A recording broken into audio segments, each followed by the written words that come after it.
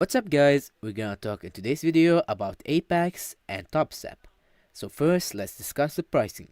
Apex is highly flexible with account capital, while TopStep has a simpler pricing model with just the account size. Overall, pricing is quite similar for both, so there is no clear winner here. Next, let's talk about trading platforms. Both Apex and TopStep support popular platforms like Trade and NinjaTrader. However, once you select a platform, you're locked into its data feed, so choose carefully. Regarding trading rules, Apex requires a minimum of 7 trading days, while TopStep requires 2. Apex's trailing drawdown counts unrealized losses, unlike TopStep, which only considers realized losses. For payouts, Apex lets you keep 100% of the first $25,000, while TopStep offers 90% after $10,000. In the end, both firms are solid options. Consider which one fits you best. And that's it guys.